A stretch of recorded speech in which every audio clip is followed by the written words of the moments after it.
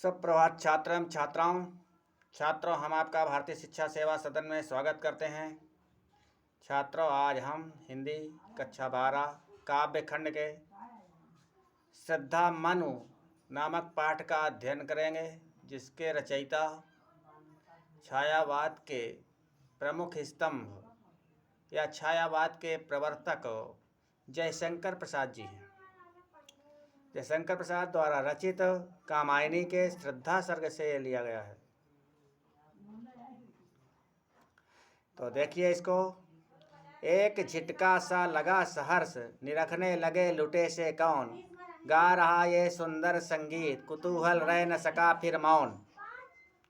जैसे ही मनु ने भ्रमरी के समान मधुर गुंजन सुना या मधुर गुनगुन का शब्द उनके कानों में पड़ा, श्रद्धा के मधुर शब्द उनके कानों में गूंजे, तो वैसे ही उन्हें एक झटका सा लगा, आश्चर्य सा हुआ, क्योंकि उन्होंने सोच रखा था कि इस संसार में केवल मैं ही जीवित बचा हूँ और कोई जीवित नहीं बचा है। इसलिए वो निराश हो गए थे, निराशा से भर गए थे। लेकिन जैसे ही उन्हें श्रद्धा के शब्द सुनाई पड़े तो उन्हें एक झटका सा लगा और सहर्ष हर्षपूर्वक देखने लगे वे लुटे से कि ये कौन आ गया है जो ये मधुर संगीत गा रहा है। उनके मन का कुतूहल शांत नहीं हो सका।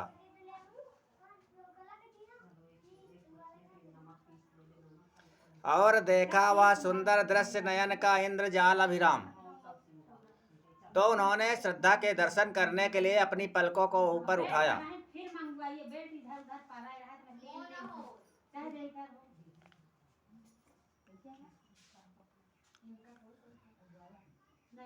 तो उनके मन का एक कुतूहल शांत नहीं हो सका और उन्होंने श्रद्धा के दर्शन करने के लिए आखिर ये कौन आ गया, कौन ये मधुर संगीत गा रहा है, देखने के लिए अपने नयनों को ऊपर उठाया। तो कहते और देखा वह सुंदर दृश्य नयन का इंद्रजाल अभिराम। और उन्होंने उस सुंदर दृश्य को देखा जो नेत्रों के लिए एक जादू सा प्रतीत हो रहा था। कुसुम वैभव में लता समान, जो पुष्पों से लदी हुई एक लता के समान प्रतीत हो रही थी, या चंद्रिका से लिपटा घनश्याम, या तो चांदनी से घिरे हुए काले बादल के समान उसके शरीर का सौंदर्य प्रतीत हो रहा था। आगे देखेंगे। हृदय की अनुकृति बाह्य उदार, एक लंबी काया उन्मुक्त, मधु पवन क्रीडित ज्यों शिशुशाल, सुशोभित हो सौरभ संयुक्त। हृदय की भांति उसका बाह्य शरीर भी बहुत उदार प्रतीत हो रहा था। वह एक लंबे छरहरे शरीर की बालिका थी। उसका लंबा शरीर इस प्रकार सुशोभित हो रहा था जैसे बसंती हवा से हिलाया जाता हुआ कोई साल वृक्ष का छोटा सा पौधा हो। मसृण गांधार देश के नील रोम वाले मेषों के चर्म ढक रहे थे उसका बपुकांत, बन रहा था वह कोमल वर्म।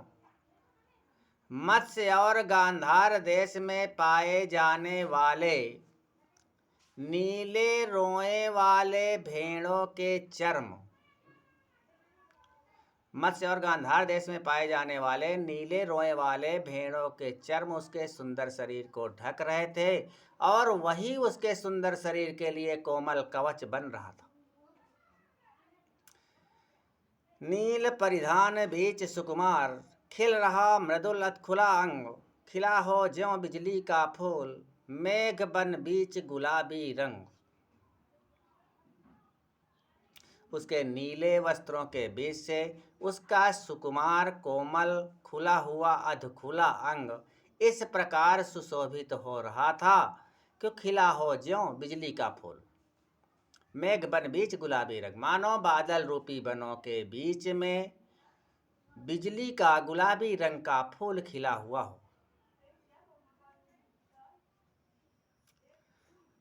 वह मुख पश्चिम के व्योम, बीच जब घिरते हों घनश्याम, अरुण रवि मंडल उनको भेद, दिखाई देता हो छविधाम। अरे उसका मुख इस प्रकार सुंदर प्रतीत हो रहा था जैसे पश्चिम दिशा के आकाश में जब काले बादल घिरे हुए हों और सूर्य मंडल उनको भेद करके हाँ, सुंदर दिखाई पड़ने लगता है। तो ऐसी सुंदरता उसके मुख की हो रही थी।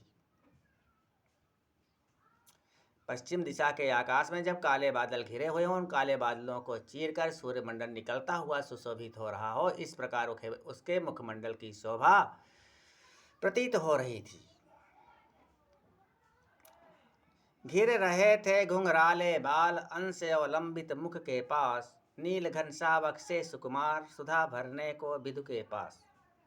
उसके मुख के चारों ओर काले घुंघराले बाल उसके कंधों का सहारा लेकर लटकते हुए सुशोभित हो रहे थे।